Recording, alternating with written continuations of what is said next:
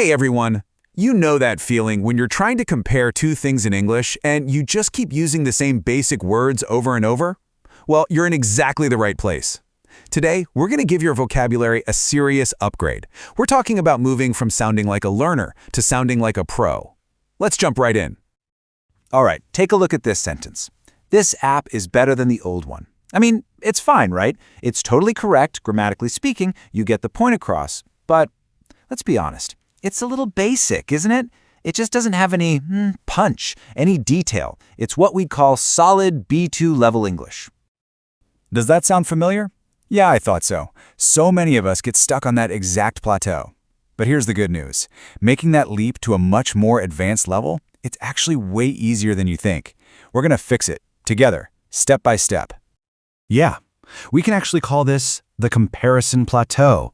You know what I mean? It's that point where, sure, you can get your ideas across, but you just know you're missing that next level of precision, that fluency. You want to say so much more than just better or worse. So, what's the big secret to breaking through this plateau? Well, it all comes down to one simple, powerful skill, showing the degree of difference.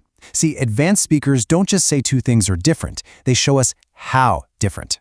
Are we talking a massive, huge gap, or just a tiny, subtle distinction? Seriously, mastering this is the absolute game changer. And this example just illustrates the point perfectly. Look at the B2 sentence, online learning is better. It's just a simple opinion, but the C1 sentence, online learning is far more convenient than face-to-face learning. Whoa, it adds the word far, showing a big difference, and it gets specific, telling us why it's better, convenience. Instantly, it sounds way more precise and, sophisticated. Okay, let's open up our toolkit, shall we? First up, how to make big comparisons. These are the words you're going to pull out when you really want to add some impact and show a major difference between two things. Just look at all the options you have here. Instead of just better, you can get way more specific with much more interactive, or sound a bit more formal with a great deal faster. My personal favorite has to be nowhere near as effective. It's just such a powerful way to show a massive gap in quality. It completely changes the whole feel of what you're saying. Okay, here's a quick pro tip for sounding totally natural. If you're just chatting with your friends, way better is perfect. It's super relaxed, really common. But let's say you're writing an essay or you're in a business meeting. Switching to a great deal better is going to make you sound much more formal and professional. Context is everything. But hey, comparisons aren't always about these huge, dramatic differences, right? Sometimes the most advanced skill is being able to describe those subtle similarities or really tiny distinctions. So now let's look at the language of nuance.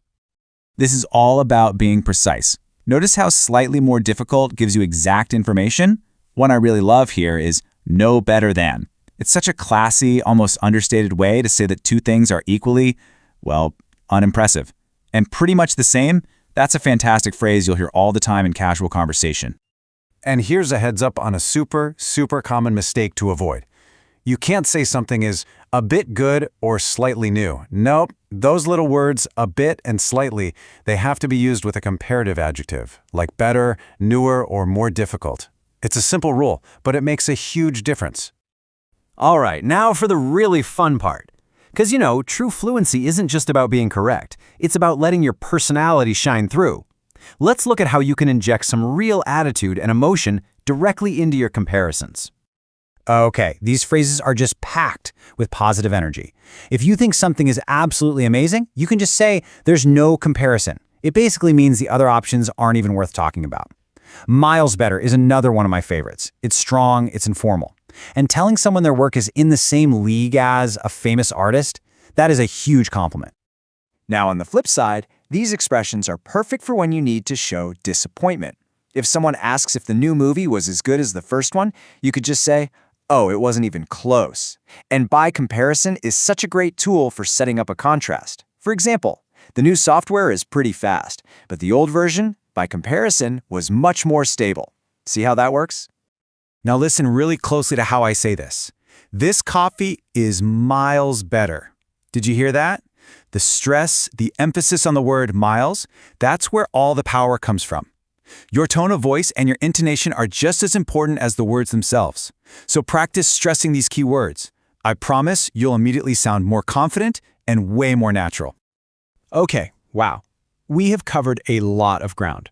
So let's pull everything together into a simple, clear framework you can start using, like right now. This is your C1 upgrade summary. Really, it all comes down to these 3 core rules. Number 1, always show the degree. That adds precision. Number 2, master the patterns, things like as, so you can build your sentences correctly. And number 3, use the expressions to add your own voice, your own attitude. So that's the formula: precision, structure, and personality. That is your C1 upgrade. And I really want to leave you with this final thought. You do not need a giant vocabulary of obscure, difficult words to sound advanced. You really don't. The real skill is taking simple, everyday words like far, or bit, or as, and using them in these powerful, precise ways. That is what true fluency is all about. So, here's your challenge for today. Think of one simple comparison you've used recently. Got it? Now, how could you upgrade it using one of the tools we talked about today? And don't just think about it. Actually try it out the next time you speak or write. That is how real progress happens. Thanks so much for joining me.